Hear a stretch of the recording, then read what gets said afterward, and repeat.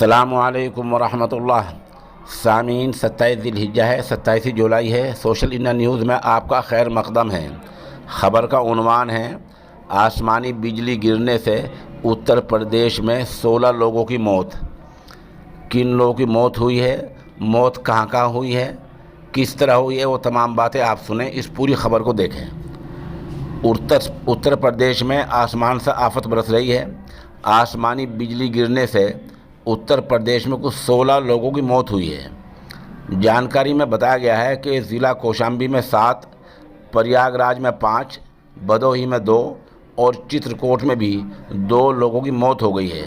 वज़ीर आला ने इस हादसे पर गहरे रंज का इजहार किया है। तफसीलात में कहा गया है कि कौशाम्बी में अलग अलग जगहों पर आसमानी बिजली गिरने से 3 मर्दों और 3 ख़वातीन समेत 1 नाबालिग की मौत हुई है। यानी इस तरह कौशाम्बी ज़िले में 7 की मौत हो गई हैं। वहीं प्रयागराज में 3 ख़वातीन और 2 मर्दों की आसमानी बिजली गिरने से मौत हो गई है। प्रयागराज की बात करें तो यहाँ अलग अलग हिस्सों में आसमानी बिजली गिरी है।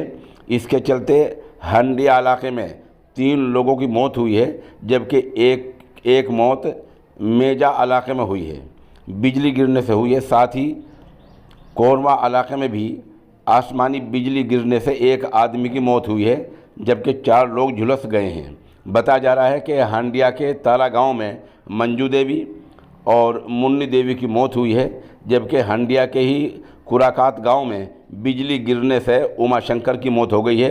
वहीं मेजा के ककराही गांव में 27 साल के राहुल निषाद की आसमानी बिजली गिरने से मौत हो गई है। उधर गांव कोरवा के कुकराहट में 45 साल की खातून बिटोला की मौत हो गई है। वज़ीर आला योगी आदित्यनाथ ने गहरे रंजोलम का इजहार किया है और जिन लोगों की कौशाम्बी और भदोही या प्रयागराज में मौत हुई है, उनके वारिसों को 4-4 लाख रुपए देने का ऐलान किया है और जो लोग झुलस गए हैं उनका बेहतर इलाज के आदेश दिए गए हैं।